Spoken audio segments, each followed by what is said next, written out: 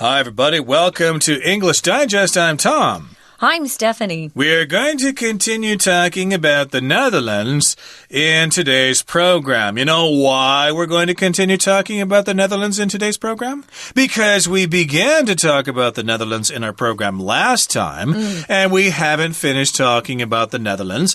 There's so much more to talk about, so that's why we're going to continue talking about the Netherlands today. Isn't that right? Yes, it is. Indeed. And today we're going to talk about specifically the city of Amsterdam, which is where most people will go if they go to Holland. It's got a lot of tourist attractions there. Without looking at the article off the top of my head, I can think about the canals there, the Anne Frank Museum, and all those people riding bicycles around, and great coffee shops to hang out at, and lots of mellow Dutch people to sit and chat away with, and does sound like a wonderful experience to head to Amsterdam. So yeah, that's what we're going to be talking about mainly in today's show. We're also going to focus a little bit on the artists that have come from the Netherlands. There's some very famous painters who are Dutch, so that'll be fun. And then we're going to wrap up by talking about, a little village and kind of what some of the cute houses look like there. They've got beautiful houses. If you haven't seen like typical Dutch houses, you need to get online and take a look. Really cute. Right now, though, we're going to read through our article first.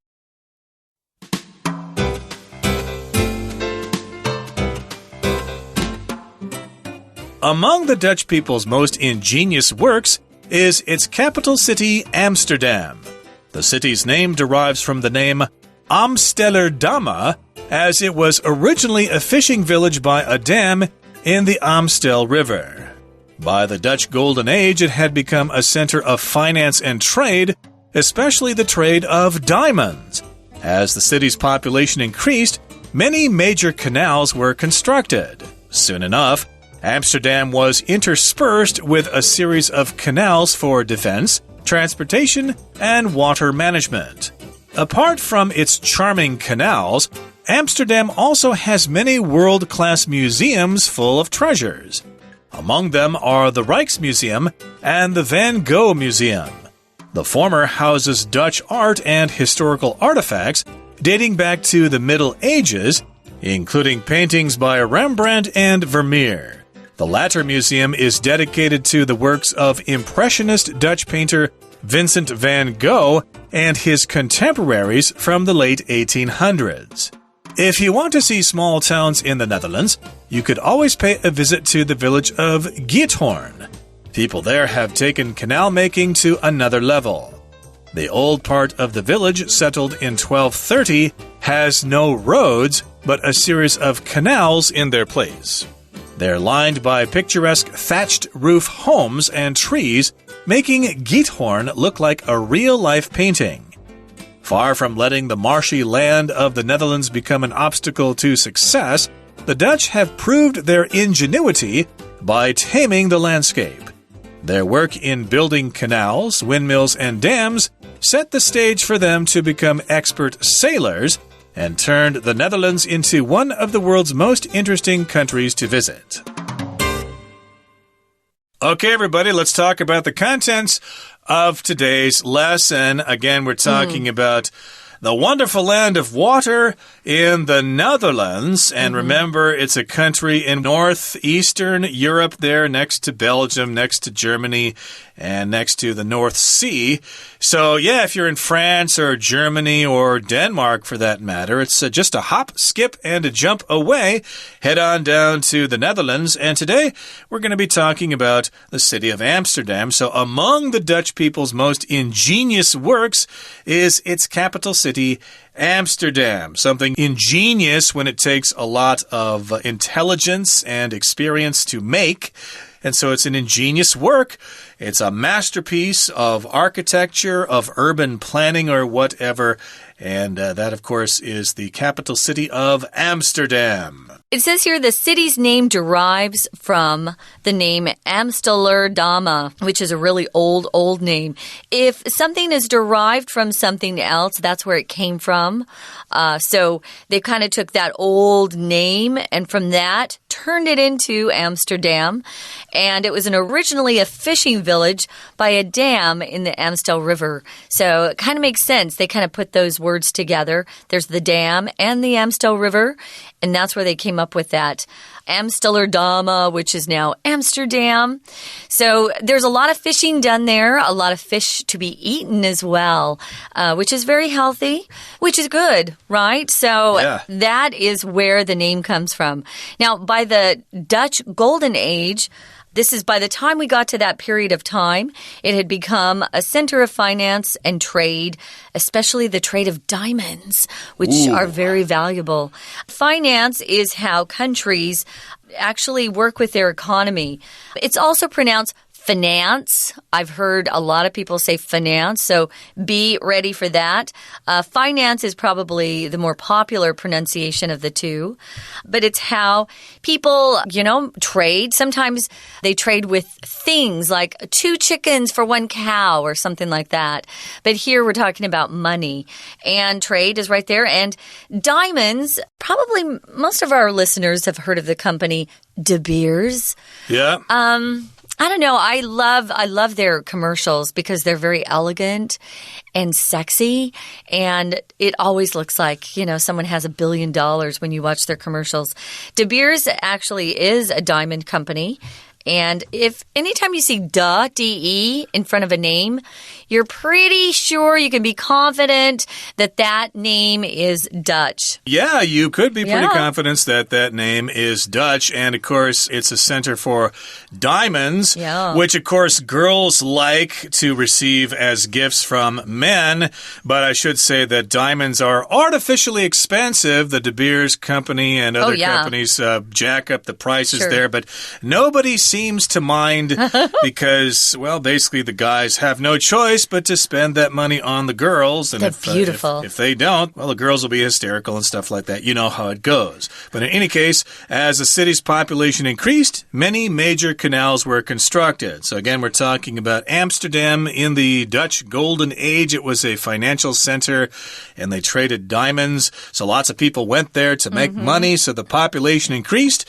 And so many major canals were constructed. I guess they thought that canals were the best way to get around town. These were major canals, not just little small ones, but big ones with lots of traffic. A major, of course, is the opposite of minor. You can figure that out. And they were constructed. You could also say they were built so boats could get around and diamond merchants could move their produce across town to sell to buyers and ship them off to other countries. The canals were very useful. Well, soon enough, Amsterdam was interspersed with a series of these canals for defense, transportation, and water management. So if something's interspersed with something, it is found throughout. Look at that inter. Inter means kind of like between, right? So if something is interspersed with something, it's kind of scattered around there, or it's between other things. So interspersed with a series of canals, lots of different canals that connected together. When you talk about defense or defense, I would say defense here. You're talking about how to protect something. Here we're talking about protecting a country. But if you're playing sports, you might be playing football. Then you have what we call the defense, and that's pronounced differently. And one side is defending their team. They don't want to let the other side score points. The other side is offense. Is the opposite. So here, defense just means protecting the country.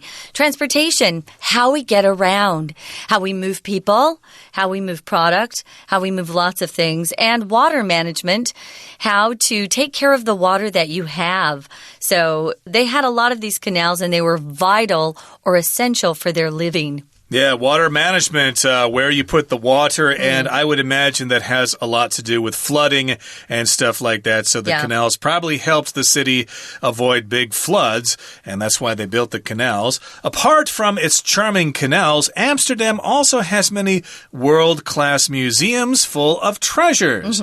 And we did mention that before. Apart from the charming canals, or in addition to the charming canals, Amsterdam also has a lot of museums. They are world-class museums. Lots of people want to go there and check them out, and they are full of treasures. Let's talk about what some of these museums are. Among them are the Rijksmuseum and the Van Gogh Museum. Okay, Rijksmuseum, we'll talk about that but in just a second here. But we've also got the Van Gogh Museum, and most Americans will say Van Gogh, although I've heard this pronounced differently by different people. Van Gogh or something like that. I guess some people say it that that's way. That's the Dutch pronunciation, Van Gogh. Okay. Van Gogh is his name. But if you're talking to a native English speaker, you'll always hear Van Gogh. Because a lot of Americans, they just don't know other languages. So it's Van Gogh if you're talking in English, or Van Gogh. If you go over there, I would say Van Gogh. They'll know what you mean, though, if you say the Van Gogh Museum. Totally. The Dutch are pretty laid back. They don't care. They're not uptight like the French or the Germans are. But in any case, the former, the first one that we mentioned, the Rijksmuseum, houses Dutch art and historical artifacts dating back to the Middle Ages, including paintings by Rembrandt and Vermeer. Okay, so it houses Dutch art. Hear the word house with a z sound at the end there. That's a verb. It just means something is inside of it. So the former houses Dutch art. It has Dutch art inside. And also it has historical artifacts. Artifacts are basically anything that was made by people to do something, okay? You could have like dishes and plates and furniture. Weapons. Those are all different kinds of artifacts. You can check them out. They'll be on display at the Rijksmuseum, and then they'll also have some art from the Middle Ages, which is the period of knights and lords and stuff like that. And these include paintings by Rembrandt and Vermeer. I can't really name any examples of them right now. I can. Yeah? How about Rembrandt? He did a self-portrait or something. Van Gogh, Starry, Starry Night. Well, that's Van Gogh, but what about Rembrandt? Rembrandt, he doesn't really have any named paintings. He's all over the place, though. You'll know him if you see him. Yeah, he's the most famous Dutch painter. Vermeer painted that really famous painting called The Girl with the Pearl Earring, and it was turned into a movie. Okay. It was a romance. It was with Scarlett Johansson and a very handsome man who's a British fellow named Colin Firth. So that was a fun movie. So, yeah, you can say the Dutch have given the world some of its best painters. Okay, let's take a break right now and listen to our Chinese teacher, but hey, we'll be right back. Hi everyone, my name is Jenny. 今天我们要继续看第9单元，要谈荷兰这个国家，一个与水共生的国家。前面呢已经提过，荷兰它的水运发达，它虽然是一个低地国，它却能够做到排水良好，国家甚至于靠水运而有重大繁荣的发展。那我们现在就要继续来看荷兰，它令人赞叹的另外一个要点是它的首都阿姆斯特丹。好，我们来看这个地方的开头 Among the Dutch people's most ingenious works is 好，这个句子啊，其实它是一个倒装句型哦，因为它的 be 动词就是这个 is， 然后后面的 is capital city Amsterdam， 这个Its capital city 基本上是原来的主词，那主词为什么要摆后面呢？因为它把 be 动词后面的这一个 among blah blah blah 整个搬到了前面，所以说当你把 be 动词后面所谓的补语摆到句首的话，我们就会写成倒装句了。OK， 说起来这些鬼斧神工的成果之一就是阿姆斯特丹。那我们要谈这个首都啊，它本来只是一个小渔村，但是后来就成了金融贸易中心。在阿姆斯特丹这边的人口就越来越多，而且它有很多主要的运河也都完成了，所以可以看到它有一长串用来防御啦，或者是交通运输啦，跟水务管理的这一些运河。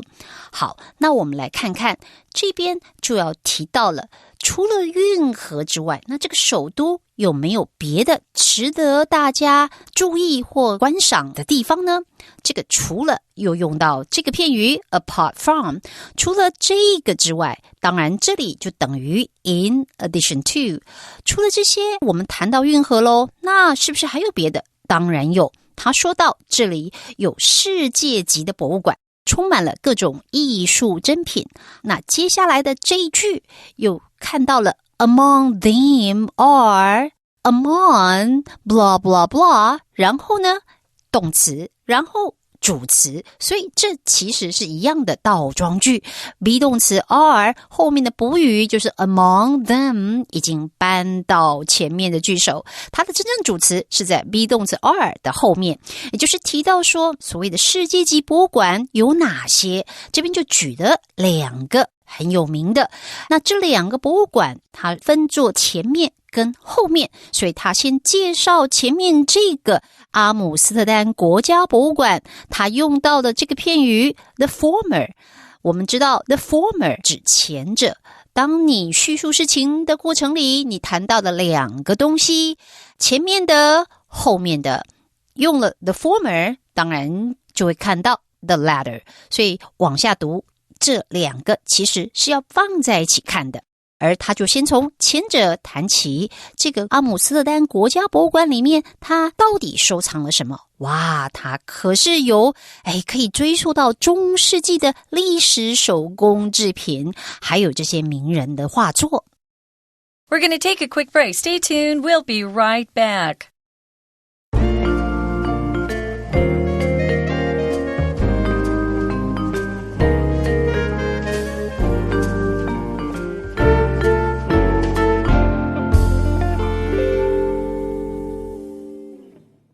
Okay, everybody, we will continue with our lesson, and where we left off, we were talking about some of the world-class museums that you can visit in Amsterdam. We talked about the Rijksmuseum and the Van Gogh Museum. The Rijksmuseum has artifacts and paintings by Rembrandt and Vermeer, and the Van Gogh Museum, or the latter museum, the second one that we mentioned, is dedicated to the works of Impressionist Dutch painter Vincent van Gogh, or Gogh, and his contemporaries from the late 1800s. Now, if you mention two things, you can say the former and the latter. So the former thing we mentioned, the first one, was the Rijksmuseum, and the latter one that we mentioned, or the second one that we mentioned, was the Van Gogh Museum. And, of course, it's dedicated to the works of the Dutch painter Vincent van Gogh, who was an Impressionist. If something is dedicated to someone, that means the place has been built in that person's honor. And, of course, it's going to feature the works of that particular artist, but there'll be some other stuff in there as well. Vincent van Gogh was an Impressionist, which was an art movement in Europe. When was that? During the 1800s, I guess Manet and Monet and people like that were all Impressionists. And I think in Chinese it's Yin Xiang Pai, which is Impressionism. And a person who paints that way is called an Impressionist. Those are lovely paintings. I love Impressionism. That's the style of the painting. There were some beautiful things done in the 1800s. Go ahead and look that up. You can see some really famous paintings by different artists. But right now we're talking about Dutch artists. And Vincent van Gogh was towards the end of Impressionism. He was starting to change the style a little bit. So he used thicker strokes, more paint. But he's extremely famous. famous, so you'll want to check him out. Let's move down to the next paragraph. Oh, I wanted to say, if you talk about someone's contemporaries, you're talking about somebody's friends that are really relatively around the same age. So they probably were, 5 years apart, his contemporaries. His parents would not be his contemporaries. His kids would not be his contemporaries. People who are about your age are your contemporaries. So let's move on. If you want to see small towns in the Netherlands, you could always pay a visit to the village of, and how are we saying this, Tom? Giethoorn. Giethoorn. That's what I looked up on the internet. There were a couple of different sites that gave different pronunciations, but I'm going to go with that, Giethoorn. Giethoorn. And it's a village there, and people there have taken canal making to another level. That's a phrase here, to take something to a higher level or to take something to another level, which means they've improved on the work of people in the past. And they've done something very different with it, or something that nobody else has done before. The old part of the village, settled way back in 1230, has no roads. My goodness, how do you get around? But instead, it has a series of canals in their place. So that means this is there in the place of something else. In its place, you could take someone's place, for example. If you can't participate in a sports game because of injury, then somebody else will take your place. Or they could say that player is in John's place. So, yeah, in its place. For example, maybe I want to redecorate my apartment and I decide to get rid of one of my big plants. And in its place, I put a beautiful vase. So it's something that you exchange for something else. They are lined by picturesque thatch roof homes and trees, and making Giethoorn look like a real-life painting. There's nothing better than when you're traveling abroad to try to go see a small village. Gives you an idea of what life is like, outside the big city. So if something's lined by something else, there's a lot of that thing lined up. Usually we say that street is lined with trees.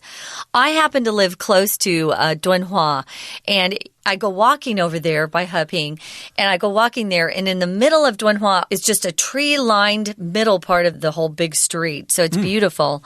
If something's picturesque, it looks like a picture. It looks like a photo, or it looks like a painting. It's so darn beautiful. A thatched roof. Wow, those are really old-fashioned.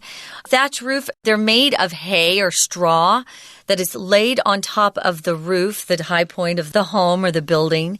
And they're very dangerous because if they catch fire, wow, they go up really fast. But that's how they used to build roofs long ago.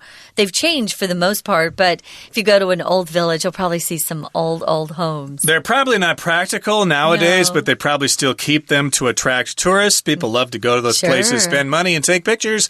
So it's quite picturesque there, quite scenic, and it looks like a real-life painting. So if you go there and you look at it, you will say, wow, pinch me to make sure this is real. This looks like a painting. It looks like a scene out of a fairy tale and not something out of real life. Okay, so let's move on now. Here we're going to kind of wrap things up here. It says, far from letting the marshy land of the Netherlands become an obstacle to success, the Dutch have proved their ingenuity by taming the landscape. So far from letting the marshy land become an obstacle. Far from means not at all. They did not at all let the marshy land become an obstacle to success. Instead, they proved their ingenuity by taming that landscape. So we're talking about marshy land. A marsh is kind of like a swamp. It's like wet, but it's got a lot of plants there. And oftentimes it's kind of useless land to humans. It's great for frogs and turtles and alligators and ducks and things like that.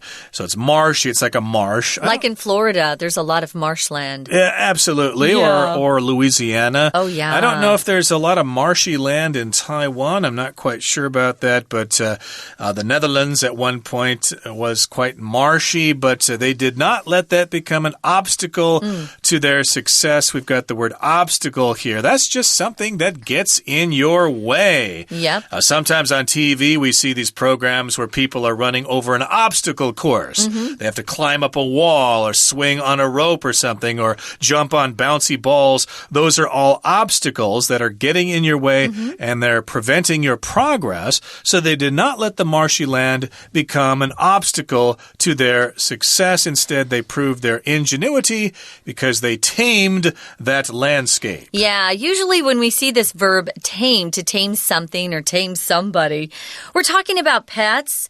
For example, it's very hard, although I was going to say a tiger. Tigers are not pets, people. But it would be very hard to tame a lion or tame a tiger. They're wild beasts, so it's very hard to tame them. You could tame a horse. You know, some of the horses that are first gotten, from the wild, I guess, they have to work with them and train them in order for them to be tame. My hair is very curly, and I kind of have to tame it by putting on different hair products like mousse and things like this. Well, they're using their smarts, their cleverness, their ingenuity to tame the landscape. It's kind of harsh and rough to live there if you're in a marsh-like area or you've got a lot of swampland. So they do things to help make that landscape or that area livable or habitable. That's how they're taming it.